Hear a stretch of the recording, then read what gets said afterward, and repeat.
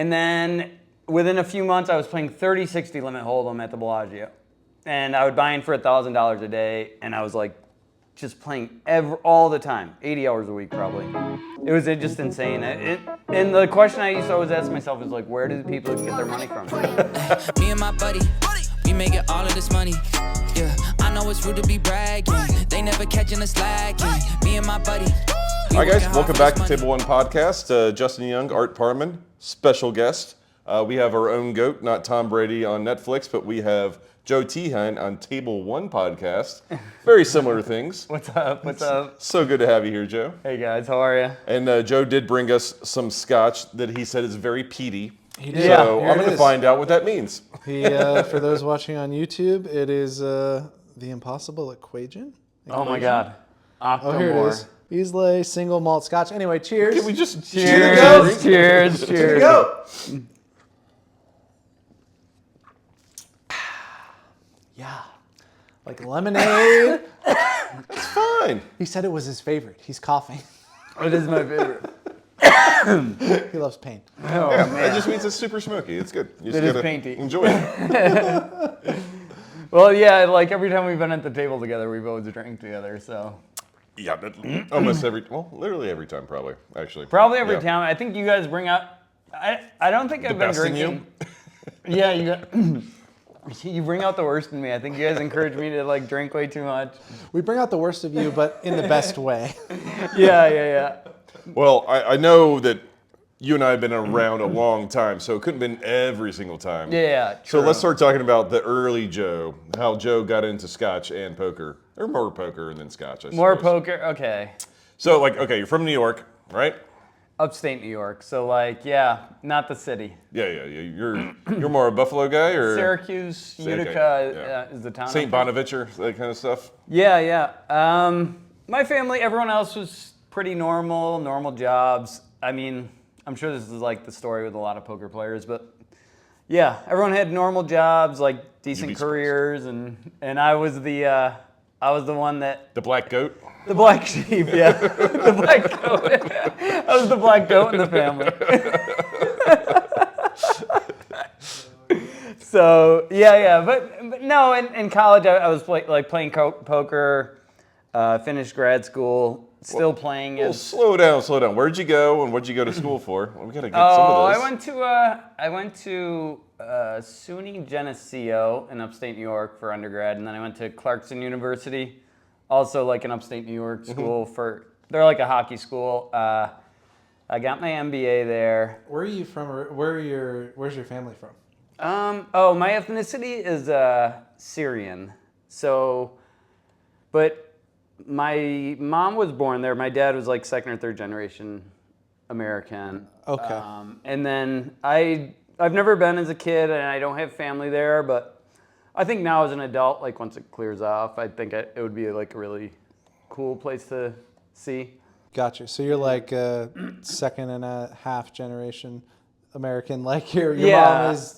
My mom was, she left there with her family when she was like 4 or 5 years old. Okay. Yeah. And then, all right, I'm on board now. You went to upstate New York.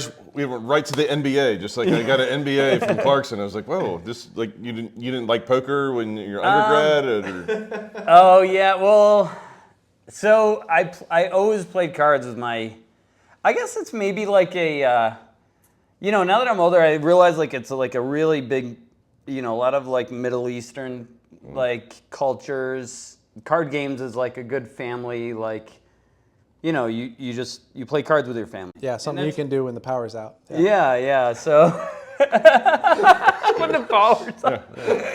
Yeah, you can do that with candlelight. It's exactly. So we had an interview before Maury Eskandari was on. Oh, Eskandari. Jesus. And he told a story that like his cousin taught him how to play poker. Okay. But like they made it out of a shoebox. So he would literally cut cards out of there. Oh my God. Yeah, he made every single card out of It's cardboard. like, oh, this one's got the AD out of Adidas on there. That's got to be the Jack of Diamonds. I know that one. Oh my God. He's just like he for sure marked or knew all the cards and He cut up the shoebox and to make cards His brother, so they yeah. could play. Yeah, they wouldn't call it a deck of cards unless it was made out of cardboard. Oh my God. So not quite that bad for you. No, it wasn't quite like that. We'd play I'd play like games like Rummy and other kind of like trick taking games and like spades. Hearts, spades. Yeah, hearts. I Yeah. love. Good games. So I've just like always been into cards, and so like I don't know, like Hold'em especially. I'm not like the biggest fan of, but that's what I do now. But like I just like all card games. I love mixed games. I think I'm the best at mixed games too. I think I'm the best at everything. Would you say you are the Just everything. goat? How old are you, Joe? I'm 43. Okay. Yeah. So I don't know. I always thought you were older than Justin for some reason, but Wow. Look at us. Like, what are you talking about? Yeah, what are you, like 38? I'm 44, but like still. But you just were always so confident. I just assumed you were older. You know, you had that silver fox confidence without the silver fox locks above. Jay White's got that silver fox. Oh, Joe shaves it off every morning. Funny story actually about there's a funny time where I played. I think it might have been the first time I met you. I'm 37 now, so I'm a bit younger than both of you. But when I first moved to Vegas, and then when I first started playing like medium higher stakes, totally underrolled, 10-20 no limit, there was a time where I played three-handed poker with you and you because I wanted to test my mettle at the Bellagio, and you were talking shit the whole time, Joe, about how good you were, and I was like, man, should I quit? It was working on me. I'm not gonna lie. The mental attacks were working on me, and this was so long ago. I was probably like 23 years old. So let's go back 15 years, and there was one hand where I was like, it doesn't seem ahead of its time now, by the way, viewers, but at the time, betting 2 9s on like King 8-8. Was a out of this world value play that nobody would do. What if they have a king? What if they have an 8? And there was a spot where Joe like thin value bet full pot with 2 9s on like King 8-8, Nice. while like shit talking me, and I paid it off for like $2,000 out of my $20,000 roll. Oh, wait. Did Joe send you back down to the minors? He sent me home at I least. love when I can do that. I love when I can do that to young cocky kids. It's like my favorite thing to do ever. It's like back to the drawing board, kid. Another Back pelt, to the another pelt on the drawing wall board. for Joe. Well, you almost sent me back to Virginia. Get back to the drawing board, kid. God damn. So that was my first introduction to Joe Tehan. Shit. That was probably 2010, Let's call it 2009, something like that. Yeah. Yeah. So you have an MBA. Sorry, I mean, if you want to pile on art, I'm yeah. all for Okay, that. rewind to Joe's big brain No, and why you he have failed an MBA. and went to poker. Graduate school. Yes. What the fuck did you do? I don't know, man. I mean, I don't know. You had I a don't know. plan, right? Like you graduate college, there was something there. It's funny. I'll tell you what. I'm probably like the least adulty adult, like of anyone I know. You'll use the word adulty, so yeah, that sounds right. I just But he followed it up with adult. by like age category, I guess I have to be. But like, yeah, in terms of like responsibility or like plan, I didn't really have a plan. I was just playing cards and like after school I applied to jobs and I was playing while I was applying, and then I'm just like, I just didn't really care about what any entry level position wasn't as good as I was doing in poker, so I. So you were in college when you first found like No Limit Hold'em, or you? Yeah. Okay, so but you had always played card games with your family. Yeah. But then like how did you said you were making more money playing cards than like any entry level job, but like what's the in between like? Online, Turning Stone, like what were you doing? Oh yeah. We played quarter games in college. We would play like all sorts of like crazy wild card games, and even those like I just had a good feel for it, and I beat my friends. Then we'd all like drive to the casino together and play like.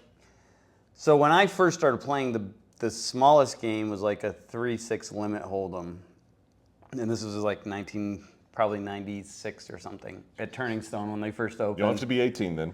Wait, Yeah. how did you get in then? Oh, no. In New York, 18 98. and up. 98. Yeah, I wasn't saying, legal we're about yet. the same age. I wasn't legal I can yet. do math, Joe. Yeah.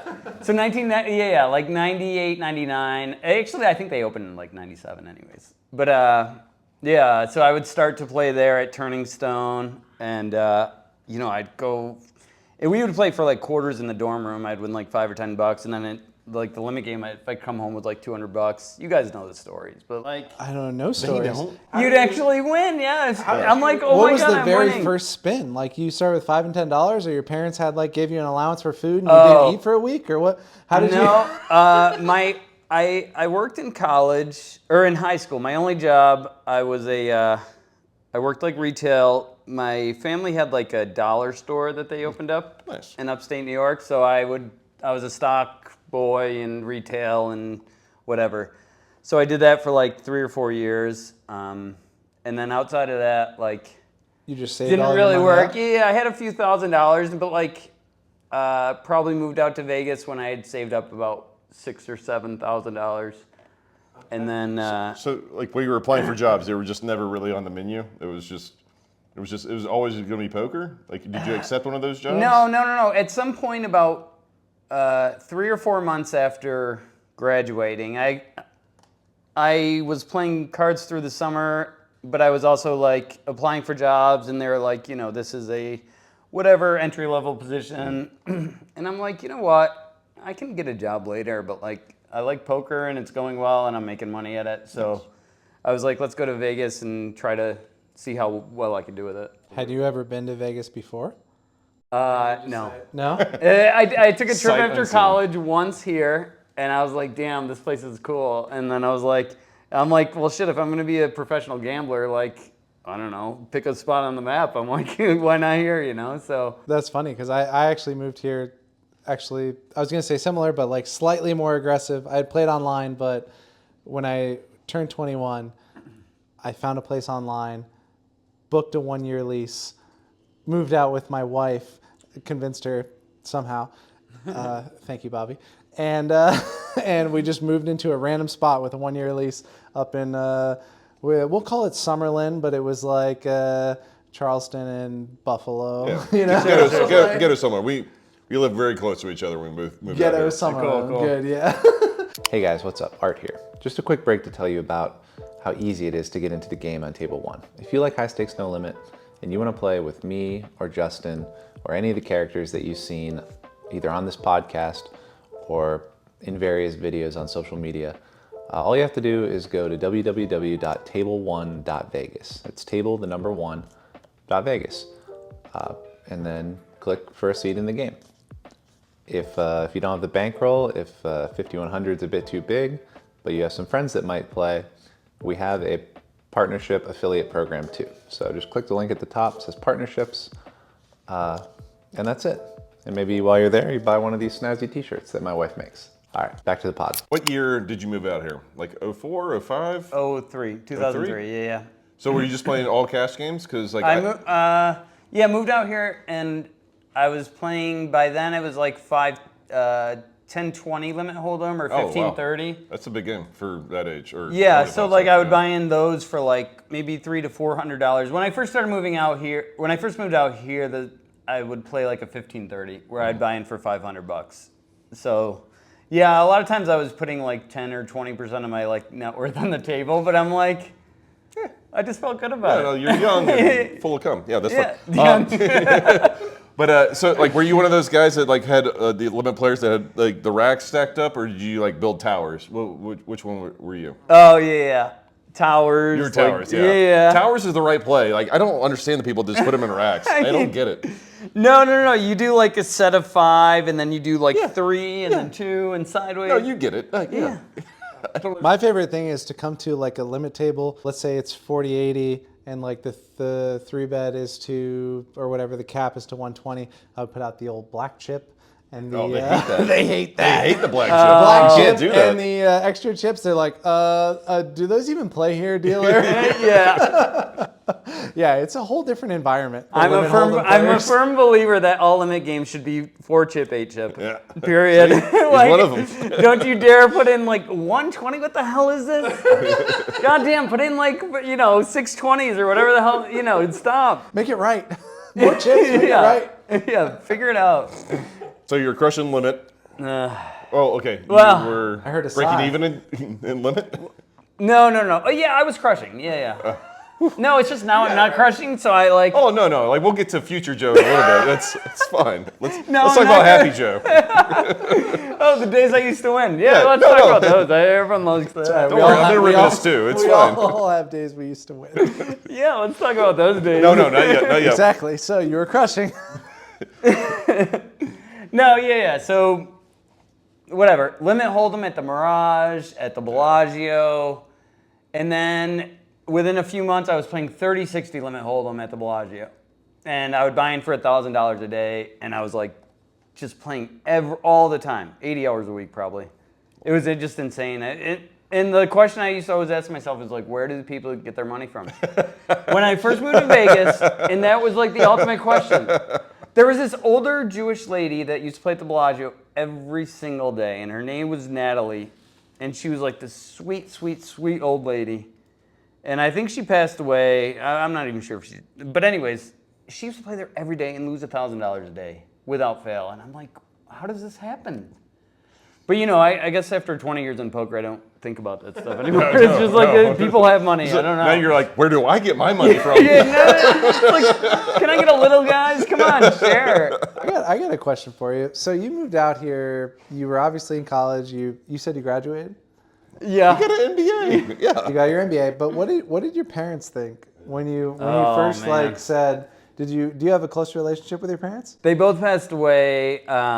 So my mom passed away when I was like 21. She would have been super thrilled, I think, like to see me come out here. She was more like that. My dad was a lot more conservative. My mom was like, oh my God, it would have been really exciting for her. But she passed away when I was younger. My dad also passed away. He was very concerned, right? Because I was the youngest child, and like I said, I was the only one that moved to Vegas to gamble. And then How many siblings do you have? 3. I have two older sisters and an older brother, so I'm the youngest of 4. What are they doing? What respectable profession are they in? They just families, careers. My one sister studied physics and she teaches now, and the other sister studied chemistry, and my brother's he's got a sales and shipping business. You squandered this giant brain on poker. Don't remind me. Don't remind me, Art. All right, sorry. He's still on the uptick right now. That's right? right. Sorry. I just know Joe where is he is now. crushing Natalie. Oh, Natalie! He's winning $1,000 a day from Natalie right now. That's So right. let's go back to Happy Joe. All right, I'm sorry. I was just curious. And then I just, I continued to play bigger and bigger. And then after a few years, I got into some tournaments, probably like after about 2 years. And then the first time I won a big tournament, my dad was like, oh, wow. It was almost right away. Yeah, Sorry, I stalked you on Hidden Mob, obviously. Dude, all of us who are stuck in poker now, not stuck, we're definitely enjoying it. This is our choice. We all won a tournament so early. That is true. I won the first 2 live tournaments I cashed in Vegas. Justin chopped the first tournament he played in Vegas.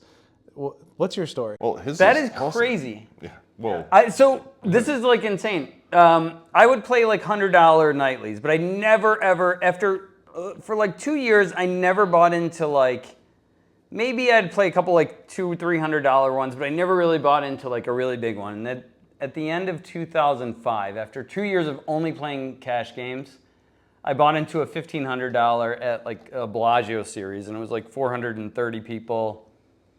And yeah, I chopped it. Chopped it, and then a few weeks later, That was the big one. A $300 buy-in, right? Sorry. a $300 buy-in. I stalked you. I told you. Oh yeah. $300 buy-in, unlimited rebuy at Commerce with over 1,000 people. That's nuts. You know what? I was thinking back on that. I'm like, I wonder how much money the Commerce floor people stole. Because I was thinking They back might have on got that. second place. I don't know. Never. Yeah, but it was it was like over 1,000 entries at $300, unlimited rebuys, and Tell me how much you cash for it. yeah, that was like 180,000 or something, and then There's I a mean, on bankroll your thing, it was boost. over 200,000. okay, yeah, I think we made a deal, and I got 180. Okay, that's fair. And then then I had the one at the Bellagio, and I'm like, oh my god! In like 2 weeks, I've made more money. I made like 150 or something at the Bellagio, and then another like, and I was like, I made like that much in like 2 weeks in tournaments. Like, let's do more tournaments. So You got the old bug, right? Yeah. I mean, bug, drug, whatever it is. Yeah. So in like in like those years, like I just started playing a lot more tournaments. Never like fully committed to like, oh, I'm gonna travel and like crush the circuit. I just, There was enough stuff between LA and Vegas to like. there was you're enough. gonna be Yeah. Did did you say like I'm gonna go full on tournaments, or you just played a bunch of cash and then like when something piqued your interest, you would go play it, or what? Yeah, mostly. Mostly cash, and then the tournament here and there.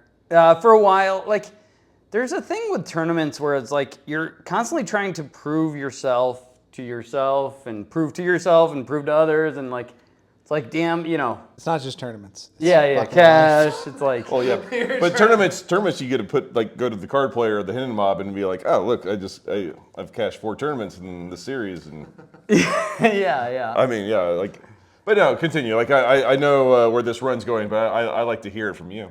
Oh yeah, no, that was like an exciting time, man. That year, I think I had like 6 scores and I had like 5 scores and like 6 figures and like under a year or like a year time frame or something with like a $1 million score. And Well, let's not glaze over the $1 million score. Let's talk about that for a second. What Okay. year? I know where it was, but oh yeah, is that Mandalay Bay when you they go. first started running like That was a sick tournament. I remember those. yeah, they first started running like World Poker Tours all over the place, and they had one at Mirage, and then Mandalay Bay running one for a couple of years. And so yeah, I think I was the first ever champion there in Mandalay Bay. They gave me a cool little trophy. Who'd you beat heads up? Bert Boutin. Yeah. What a little firecracker he is. He is awesome. In third place, most people know the guy that was in third is Brad Booth. Oh, yeah, that's right. Yeah, Yukon Brad. Yukon Brad. Yeah, but he's I haven't seen or heard from him in ages. But he's Dude, speaking of Yukon Brad, do you remember that hand where he bluffed Phil Ivey on high stakes poker? 5 deuces. He had like 5 deuces against 2 kings It or was something. 4 deuce, Oh yeah. and it was against 2 kings, and I don't remember anything else, but it reminded me that you have a famous 4 deuce hand. Oh my God. So I'm just for the people at home, I brought the 4 deuce out because I wanted to talk about this. This is just so you can reminisce about the 4 deuce. Here, in case you need extra help, I have a relic. I'm actually going to put this on eBay at some point. But this is an Epic Poker satellite winner into a $1,500 event, Oh my God, Justin. which I never got to cash. For those obviously, of you watching that have no idea what we're talking about, there was this poker league back when poker was in its heyday called the Epic Poker League, where they epically failed Epically failed. and they Any welched. Duke? They welched on a huge guarantee, right? Is Yeah, that that's basically right, the deal? yeah. Dude, that 100%. was yeah. When I think back on it now, it pisses me off more and more. Okay, but before you get pissed off, Chino as well, by the way. Yeah. before you get pissed off, Joe has a really funny hand, which I actually looked at this morning, where it was the first. I don't know if it was the first. I guess they didn't have that many. Did they only have one series? No, they had multiple. Okay, They had well, like anyway, 3 the or 4. one that I watched, it was a 20K buy-in, They were all main good. event. Joe burst the bubble in this crazy hand with the 4 deuce off. Was this one with Selbst? No, not Seltz. no. Vanessa other Russo, Vanessa, yeah. Oh, Russo, and David Williams. No, Faraz. No, I'm pretty sure it was David Williams. I'm pretty sure Art watched It was Faraz. Okay, one of those 2 guys. I'm gonna put the video in here somewhere. It's somebody I Right, found. yeah. I'm The gonna find it clip on is YouTube. great because the announcer they hired someone to do the announcing. He did like college football. I forgot the guy's name, but he was an I can excellent picture him. announcer. Yeah, I can picture him. And they hired him from that poker league, and it was like, oh, this is gonna be super legit because they had his voice on there. Yeah. So I was like, this has got to be like most legit thing ever, you know? Like, All right, well, let's go through the Very hand, legit. and then after it's over, I'm gonna. We'll talk more about but you gotta play the hand. You gotta play. No, We're gonna Art's play got it. it. We're Art's gonna got put it. it But in. like you retell But it. you tell the hand and what you were thinking because it was fucking crazy, especially at the time. What year was this? Like 2010? Yeah, probably 2011 or something. But 11 like, sounds right. yeah. So Before like the UIEGA, before the online poker got banned, like in that window. listen, like poker back then was a little.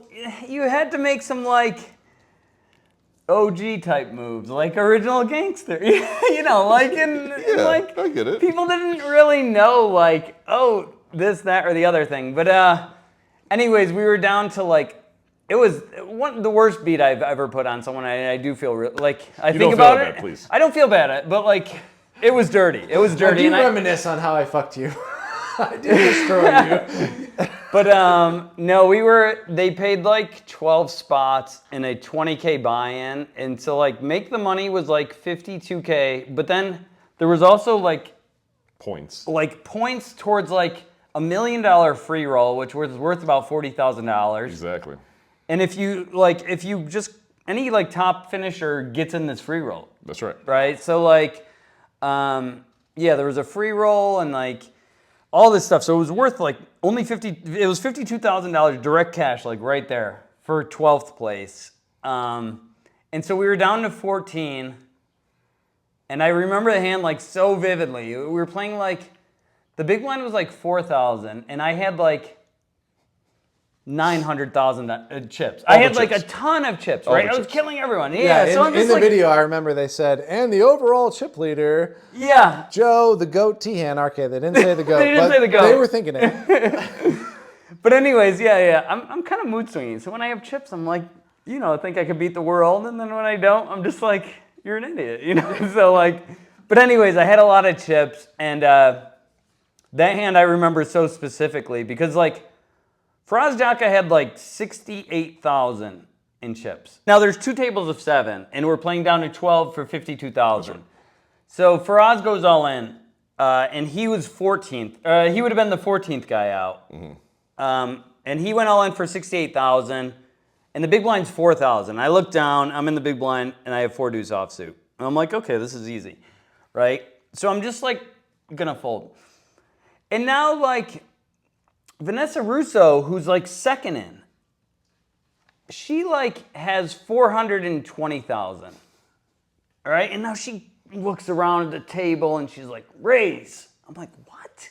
He went all in for like 70,000. Why are you raising anything? Like, what kind of? You should call everything. You call aces. Like, Right. yeah, someone else might come in. What are you doing? Why would you raise, right?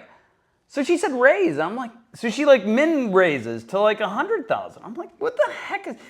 She min raised to like 115, 120, and I'm like, this makes no sense. So now everyone folds to me, and I'm like, why would you raise? And I was so mad that she raised.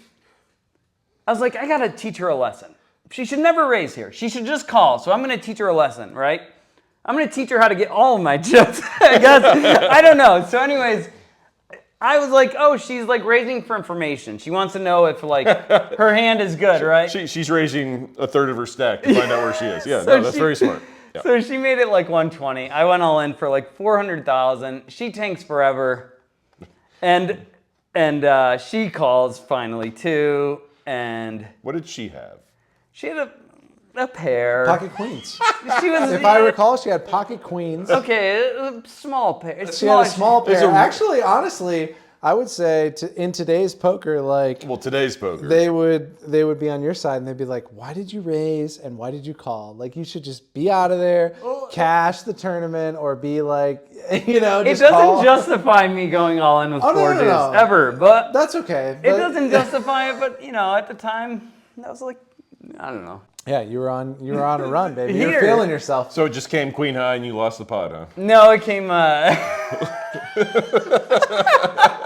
Well, let's see what the other guy had, because I'm pretty sure it was pocket aces. Oh, yeah. So Faraz went all in with aces for like 16 big blinds. And then Vanessa re-shoves with queens, or re-raises with queens, and then I went all in with 4 deuce. Vanessa calls. We get a 3-way all in. It's like aces, queens, and deuce 4. Everyone's standing around the table. The classic Everyone's raise. I know standing. this. Yeah, and it comes like 10, 8, for turn 4. And right when the flop came, what? like poor Turn Vanessa. what? Oh, turn 4? Turned another one. Yeah. Right when the flop came, poor Vanessa, like it's almost like she knew. Like when the 4 came, she was like, You even hitting one pair is like, I'm out. yeah, she was like, don't. Like it was like she knew. And I like, yeah, the 4 came. It was like, the inconceivable. Yeah, and then the That's my other 4 highlight. did come. It did. And I think they walked out like holding, they were Arm like, in arm. walking out like, oh no, what just happened? In the short history of this new league, lightning strikes. There have been several amazing moments. Good call. Seidel makes the call. Incredible. Chino Reem is the first ever Epic Poker League champion. But perhaps the most epic hand of all happened on day 3 of the road to this final table. Breakdown. With 14 players remaining, all eyes were on one table. Faraz Jaka moved all in for $68,000. 300? Vanessa Russo then re-raised to $120,000, but then the overwhelming table leader, Joe Tehan, re-raised to put Vanessa to the ultimate test. The seasoned veteran thought and thought and thought. Nearly 3 minutes I don't think I can fold this. before finally putting her tournament life on the line. There's no way I can fold this. I call. Russo flipped over queens, Jaka showed pocket aces, and then Joe Tehan turned over 4 deuce.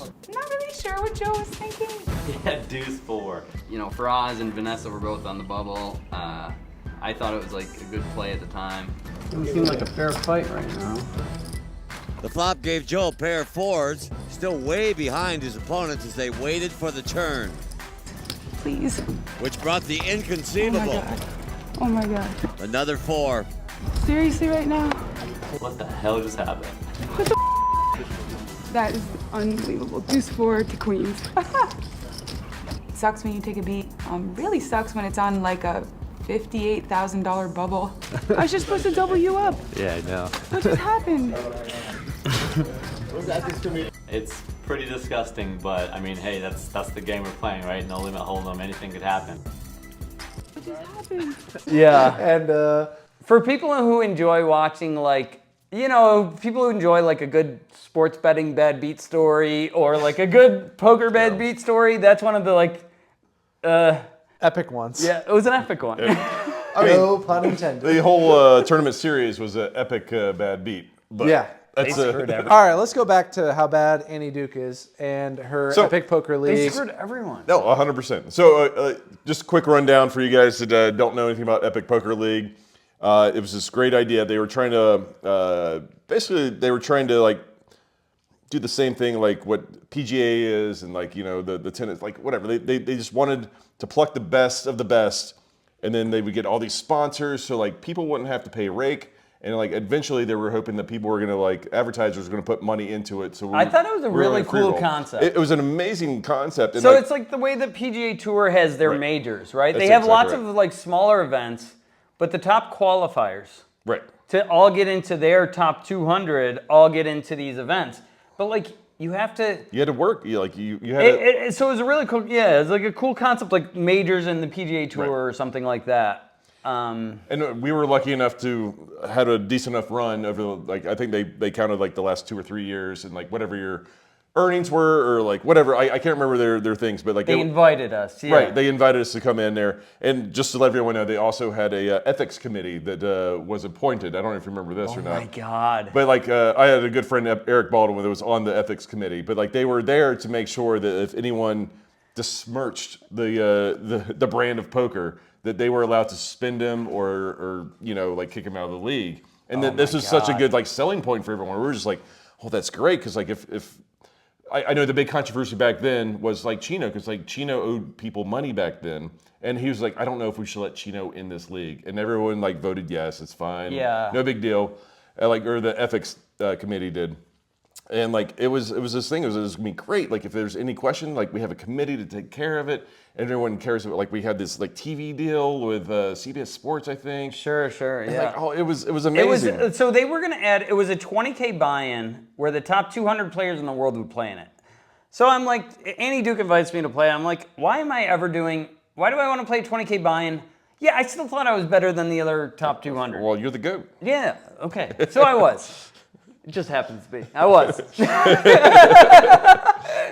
No, so like, but I told her, I'm like, why would I ever want to play a 20K buy-in where there's with 200 other really good players? Like, that makes no sense. And she's like, okay, well, there were 4 events planned. Each event had a 200K overlay. So that's technically like a free 10 entries, whatever. It makes it somewhat worthwhile. And then the top points getters at the end of season 1, it was a guaranteed that they had all funding for season 1 finished. Guaranteed. Guaranteed. I remember. That's what they promised us. They had, so the top 20. It was 18 maybe. I don't know. it was $1 million for 40. It was 40K in equity. So 25. Okay. Top 25. Yeah, top 25 make it into $1 million free roll in this tournament. So I was like, damn, that's like worth another, So it's like, okay, well, I'll give these a shot, right? So I played it, and like I think the first one I played, I ran hot. Yeah, I got hot. Gave like Vanessa. Played great. I gave Vanessa. Yeah, I played great. I mean, not everyone would have won that Somehow pot with you the 4 almost deuce. lost with 4 deuce. Not against everyone aces would have and won that queens. pot. Art, you certainly wouldn't have won it. I would not have won that pot. I would have been, I don't know. Yeah, you don't have the creativity it takes. Yeah, I would have been. It's like. I'm no Van Gogh. I am but the Van man. But the man playing big cards. Yeah, but so they promised they had like all this money promised, so it's like, okay, we got to play it. So after I think it was 3 20K buy-ins where basically a lot of things were set. What happened, Joe? Like it's like you were guaranteed a spot. I was on the outside looking in by a little bit. There was a call or something, Annie Duke, I forgot who called me. But I'm like, they're like, yeah, there's not going to be a 4th tournament. Right. So it was 3, right? Yeah, I think I believe that's right, they yeah. ran 3, and then there was supposed to be the 4th one, and then the free roll. The $1 million free roll. It was only 4 majors, Epic Poker majors. It was at the Palms. It was so fun. It was cool. They was really fun. did a great really job was with fun. it. But like, and then they ran 3, and then the 4th one, they're like, sorry, we're bankrupt. When the money's gone, it's time to move on. But don't worry, everyone on the board got their salary for $250,000. Don't worry about that. Because they can't produced even the think show. about that. They sold it to a company, a network. I think it was CBS Sports. I could be wrong. But It was, yeah. Because I remember watching them like a few weeks after we played it. It was so much fun. Yeah. The most were well annoying, done. the most annoying part about this whole thing is in the like business circles. Like I'm on business Twitter, and I'm like, I follow a lot of people, and a lot of the time, Annie Duke's book, Thinking in Bets. Do not buy it, by the way, guys. It's a horrible book because I hate that woman. She gets like mentioned by these business people like, oh, this is a good way of thinking. And okay, whatever. She probably has a good thought process of her thinking since she fucked a lot of people and didn't have to pay any money. She's probably really smart. But for all of us poker players that wanted to like, have her keep her word, it's fucking bullshit is what it is. So she somehow escaped unscathed from not only from the Epic Poker thing, but from the full tilt thing, from all. Well, she was ultimate bet. She wasn't full tilt. Whatever, man. Ultimate mean, bet it was is not any You better. know what? It was kind of. Oh, you know what? She was ultimate bet. I so will it's say, okay. I will say, like when I first moved out here, like when I was in college, I watched Rounders like a dozen times, and like I was the kid kind of like living the dream, and like when I moved out here, like the popular people in poker, like. There was like the early full tilt people, and like, Annie Duke was one of them. She 100%. was like one of the most well-respected people in poker. I 100% agree. And like, so I was like, it's kind of exciting. It's kind of exciting to do this. And, I would go to the Bellagio, and like Howard Letter and Susie Letter was the floor person, and like all these people I look up to. And I was just like a kid who like, oh my God, this is like the coolest opportunity ever. And then, like, I see it afterwards as to, like, what really happened, and it's like, it's just... Yeah, your heroes, never meet your heroes, guys. Never meet your heroes. I mean, It's sad for early parts of poker or whatever. I mean, there's still a ton of good guys from back then, but unfortunately, the ones that were most exposed or most in the limelight back then were probably the most greedy or most corrupt. Yeah. And honestly, some people got caught in the crossfire that were like, yeah, there were some good guys in there. Yeah, that were like good people supporting whatever brand, trying to help their friends, Sure. and then all of a sudden they're like, oh, I am somehow involved with Full Tilt or Ultimate Bet. Like even Justin had a ambassadorship to Ultimate Bet like right before they went down. He was about to get paid. He was about to like. Oh no, they paid me. That was the heyday. They paid. No. Oh, they paid. Any final table? No. How did they pay? How did they pay? You know where they paid me? Where? On my account after Black Friday. Oh no! I literally signed the contract. I'm owed. I can't remember. I think it was like $10,000 or something like that. I couldn't wait to get it, and they're like, "Oh, we'll get it to you soon. Give it to you soon." And then all of a sudden, Black Friday happens, and I was like, "So, am I going to get it?" It's like, "No, you got paid. It's on your account." I was like, "Oh, cool. Can I get off my account?" They're like, "No, absolutely not. Sorry, We got you. That money's gone. I'm sorry." $10,000 But in it's- Ultimate Bet flip-flops coming your way. That happened to me. I made a final table, and they call me. Full Tilt calls me. They're like, "Yeah, 10,000." I'm like, "All right, what do I gotta? You know, do I need patches, hats? What do you want?" Yeah. Say less, Full Tilt. Okay. No, I'm sorry, Full Tilt. I'm gonna go with Poker Stars. You know, no. So I'm like, sure, give me the 10K, all right? And they're like, yeah. They any final table they used to just like give. It was like gifts. Yeah. Gifts. Wear this hat. Yeah, I had a buddy that came, or he not came, but he was in the secondary feature table of the main event. Like this is probably 2010 or around the heyday, you know. Sure. And I don't even remember if it was Full Tilt or Poker Stars, but they were like, "Hey, listen, you're on the secondary feature table. We're gonna give you $5,000 no matter what. Like you're getting your half your buy-in back for the tournament, which is so no nice. matter what." Which is just like, imagine you're at a tournament and just because you drew the TV table, they were like, "Yeah, here's half your money back." And also, if you win and you continue to wear this hat, extra $1 million. If you like all these pay jumps along the way, and they don't make you sign anything there. They're just like, "Here you go. Here's the hat. We trust you." Like, Yeah. this Here it is. Shake on it. Shake on it. They had agents. Yeah, They had agents a on million. site. Don't worry, we'll make it. We'll give you. But it doesn't matter. Yeah, dude. If you watched our last episode with Lee, well, not our last episode because this will be a couple episodes ago. We Sure, had, sure. we had Lee Lee Jones. Lee who- Jones. in the Wild West of poker, and he was talking about like they had the CEO come out to like because he was the only guy in the entire organization that spoke Russian, and they happened to have a Russian qualifier come in. They had him come and tell him like, insane. "This is how you do the satellite procedure. You made it in, and you get to play." Sorry, Lee, I can't do the Isaiah impression or the God, what's his name? You know what's interesting? Ishmael? Isan. I Oh, can't- Isan. I can't do the impression as well as you can, Lee. So I know you're watching because you love us, but I don't know how to do it. So we'll bring you in for the impressions. But anyway, he brought him in, and yeah. So it's just like I don't know. It was a wild time in poker where nobody's signing anything and everyone's getting paid. Yeah. Yeah. It was. There was no signing anything. You're right about that. It was just like, yeah. Listen, when you get to the final table, come see me. Come see me. Yeah. I'll put 10 on your account. Okay. All right. Okay. It's like it was crazy, man. It was really. Did you play a lot online? Because I always picture you as like the live guy. I played some online, but yeah, they were just. Yeah, they were giving away a lot of money, and I thought I would like, at some point, like maybe I'll be a red pro, maybe I'll do this, maybe I'll do that, and it's just like, yeah. It crashed. Crashed hard before we got the opportunity. Yeah, I'm gonna bring this is a different topic. All right, different topic. I like Shoot. it. No matter how much I think, I'm like I've gotten to this point, like I kind of want to like put poker on the back burner. I'm gonna do this. It's like. You could do different things in your life, but like I'm always gonna end up like back at a poker table.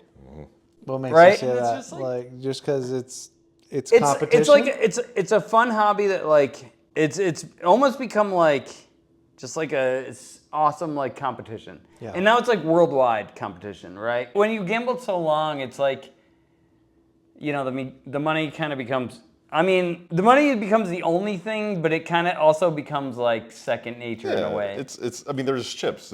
It's not actual Yeah. money, Joe. The money is the score at that point. It's like we're Yeah. keeping score with the money. It's keeping score. That's all it is. I've had this conversation with my mom. I've had it with my wife. And they're just like, we're talking about retirement. And I was like, I mean, I'll kind of retire, but I'm always going to play. I mean, until the day I die. Like I'd like to think that a day before I die, I'm going to be at a poker table somewhere, and like. Just because it's a perfect game, it's a great game to like compete against your peers, and that's all it is. Like, there's times where you're just at the table and you're like, I effing hate this dude. Like, I absolutely want to kill this guy. Yeah, spite fucking. Yeah, no, I get it. No, that's right. But like.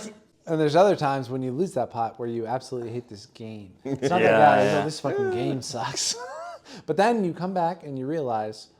It was the guy. It wasn't the game. Yeah. I don't know if I come back. It could be me. No, it's still that same effort. It's still that same effort. It's just, but no, it's like, it's weird. And especially now that the games have gotten to like a point where it's like kind of stupid money, where it's like doesn't make sense.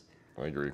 And it's like, not all pros can like just jump in that game, right? Most of those people playing in that game are like, CEOs of this, that, and the other. And it's like, sure, right? And it's funny because now that you mention it, we had Berkey on the pod not that long ago. Oh, did you? Yeah. and he had this moment, it kind of went like under the radar as we were like recording, but he said, money's not free. Money wasn't free like it is now. And it's like, back in the day, if you wanted to like play a bigger game and like sell action and like be able to be like, listen, I'm playing with fucking the guy who owns the Cirque du Soleil or the guy who owns an NFL team. Like, you couldn't just like sell action and be like all my professional poker players, I'm playing 10 times higher than I normally do. I'm really good. I'm going to win. It doesn't even matter. Like, even now, it doesn't even matter. If I told someone as like someone who's not even that well known in poker. Like, obviously, if Doug Polk was like, hey, I'm playing with Mr. Beast today. Like, he wants to play 5,000, 10,000. Do you guys want a piece? Like, instantly he would sell out action and he would be able to play. But like, anyone below that caliber of like celebrity, like, would have no chance of being able to play in these big, even like 25-50 no limit, back when like we're talking about this whole aura of like this whole series of epic poker and like the bigger games in town were like 5-10 no limit with like a quarter ante or like a quarter straddle on the button or something like that. There was just no free money where like nobody really believed that someone was actually beating the game. Like, nobody believed it. At some point, skill doesn't matter. Everyone knows what beats what. Everyone knows what beats what. It doesn't matter how good you are. It's like, can you afford the buy-in? It's like, yeah. And there was no one to buy a piece of you back then. I've heard this story and I'm not sure how valid it is, but like, I'm like super OG and I've heard these like crazy stories. So I don't know how valid this one is, but like I heard Doyle approaching Bill Gates in the Bellagio at like a $4, $8 table. And he's like, hey, Bill, we're playing 2K, 4K mixed games back here. Come on, like, Bill Gates, like, whatever. And I'm not, and I'm not sure how true this is, again. But, like, Bill's like, no. And Doyle's like, come on, we'll teach you this, that, and the other. And then finally, Bill Gates was like, okay, you know what? I will play. He's like, let's play 4 million, 8 million. Right? I've heard this. He's like, we're playing 4,000, 8,000, right? And Bill Gates says, okay.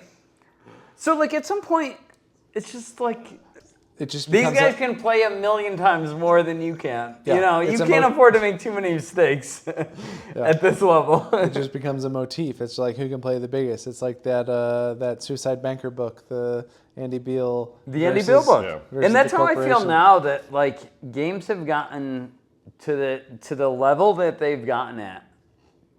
And like I'll talk about my current poker career or lack thereof. I mean, it's like, let's say journey. His current poker career journey. Yeah, it's journey. It's like sometimes I just say I'm done. I'm never playing again. And then it's like other times it's just like I am so much better than everyone. Like you're an idiot. You're an idiot. You're an idiot. Everyone's idiots, right? Like so, like Dude, yes. you just can attest to this. You know, if they do something wrong, and I'm like upset about it and I win, it's like I'll let them know. Like that wasn't smart. Don't do that against me. Yeah. Like how dare you, right? Yeah. Like it's almost like but it's like a friendly level of competition and talking, you know. But yeah, when you're running bad, it's like, what am I doing Who again? runs I went bad? to work and I lost It's like, oh, this is yeah. gambling. I lost like 10% of like my net worth. What am I doing again? What the hell? I'm just this, you know. So sometime in between the poker boom and where we're at now, like you started to play a little bit less. I feel like I didn't see you. He was for a more in long- mixed games for a long time. Yeah, you started. I feel like you jumped. You know, Yeah. you jumped like at the right time when everybody else was like, we're like, oh, No Limit, this is where we should play. And you were like, had already done No Limit, and you're like, oh, everybody's coming in, like I better hop over to something else. Like, Yeah, is so that- I moved here in 03. By like 05, 06, I had some like huge years. I was winning tons of money. And I was playing like very high stakes mixed games at the time. I was playing like the biggest games they had at Bellagio, or the second biggest game. They had Bobby's Room, which was 2K, 4K, Yeah. but like, you know, I had moved out here with $5,000, and after like 2 or 3 years, I was playing like 600, 1,200 limit like mixed games like on my own bankroll. Like, and we're like, this is like the second biggest game in the world, and I'm like, Jesus, like this doesn't make sense, right? What made you think you could compete in those games? Because you were playing No Limit only before that, right? No, I was playing limit. I you only were played always limit. playing- I played limit and mixed and limit. But you know, like some of these mixed games, you don't even know what the hell they're like. The first time I ever played Badoogie was at Commerce Casino, and it was like 300 and 600. And they're like, "Come on in, come on in. The game's teach easy. you." The game's easy." They're like, "You just gotta make this," and I'm like, "All right, yeah, count me in, right?" So like, Sold. but like, that's how it was. Like, okay, I knew how to play Deuce to 7 triple draw. So like, okay, oh, you guys came up with a new game, like.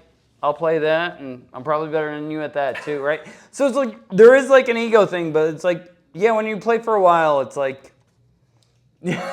I know.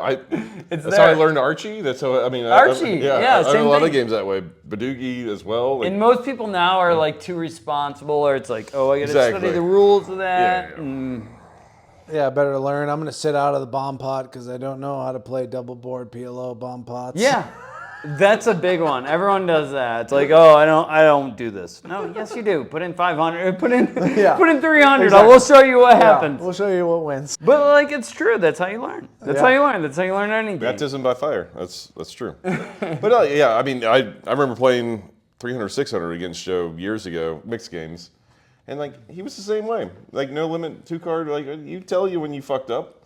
He'd collect pots and just be like, "What the hell are you doing? Calling me on that second draw? Like, you're what a." And I was like, yeah, well, you know. Thanks for the lesson. Here you know, go. It's funny, like when I talk to my so you know, some of my younger friends like Cody and like other friends, like they'll talk about, oh well, you won it, like, oh, but yeah, you printed in that spot, or oh, you were 80-20, or I'm like, dude, if you lose, you lose. Like, I love the puristic, like, oh, You know what? I got it in so good. Either the pain or I got the it in joy. so good. Yeah. Now it's like, I've been doing this shit 20 years. I want cash.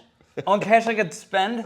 Like On goat shirts. I want cash I can spend. If I took a 80-20 bad beat where I was an 80% favorite, it was a bad call. Yeah, Like, I made a mistake. I didn't get it. Yeah. It's like, I am so puristic as to like, this is what we're doing now. We're playing for this money. Yeah. Don't give me any other bullshit. Like, I don't want to know anymore. I don't want to know. I don't care how good I got it in. Give me the goddamn money, and I don't want to like. Dude, I keep just thinking like everything you say. I'm just thinking Phil Hellmuth. It's like every time like I've heard. Don't you dare, dude. No, I mean, in a good way. Anytime I've heard Phil say something, he's like, results do matter. Results. It's This is the only thing that matters. the only thing that matters. It's like, Listen, I don't care how good I am at poker. I care how, how hot the girls I'm dating are. I care how nice the hot tub is. This is what I want. This is what I want. It's like. I was gonna say there's a bell curve where it's like everybody in the. Have you ever seen Have you ever seen the midwit meme? Do you know what I'm talking about? What is it? The midwit meme. No. So there's a meme where like there's someone on the left of the, like, what a bell curve looks like, right? Obviously. Sure, yeah, of course. So there's someone on one side of the bell curve, the lower half, and there's someone on the top half, and the one on the bottom is like, for lack of a better word, looks like a retarded guy, and he's like need win money, like poker good, win money. And then in the middle, it's like, well, your EV is X and you shouldn't be results oriented. And you gotta make sure you get it in like with X%. And then on the other side of the bell curve, it's like a fucking Jedi master. So it's like, and he's saying the exact same thing. He's saying, get money. Yeah. Get in good. and that's what I picture when I see like, when I see people talking about like, you got to be results oriented. Like the people in the middle are like, don't be results oriented. You got it in good. You could have won money most of the time, but like the people on the outside are like, the results do matter. Like this is all that matters. What else? Like, Tell me what else if matters. you're losing, just play something else where the results do matter and you win. And like, over the short term, I kind of get the nerd in the middle. I kind of get him. I do too. Yeah. I'm like, we were all that nerd. One we were hand, all that nerd. Like, okay, I have an excuse to my backers.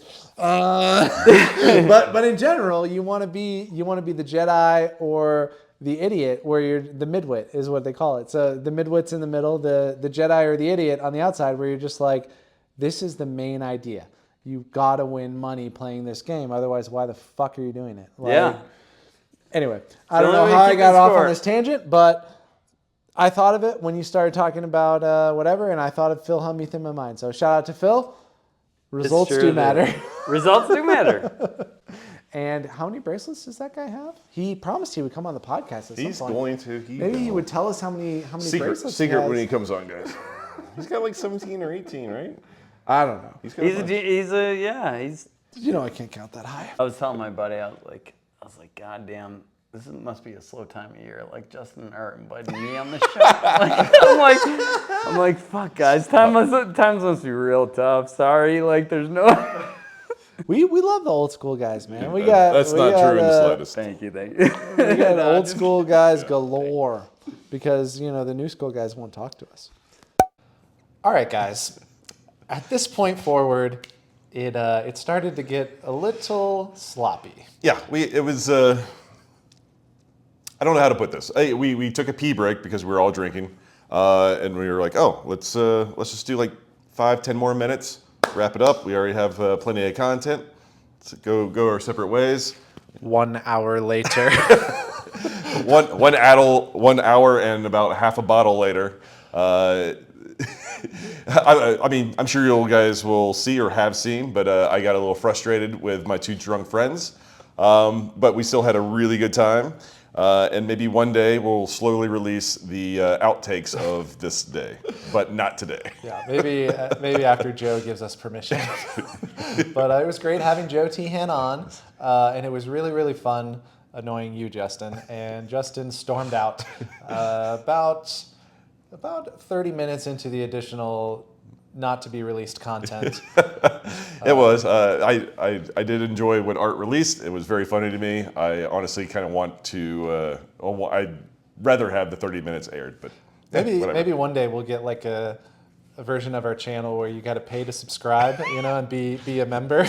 Those people would have had access to this footage. Because it was good shit. I don't want to make it. I don't want to make you feel too bad for missing it, audience. But it's literally just seeing me go from like 0 tilt to 10 in the course of 25 minutes. That's all it is. It's just like Justin just getting angry and angry and angrier and angrier, and I gotta get the fuck out of here. Yeah. So thanks again to Joe Tehan, and yeah, that's the pod.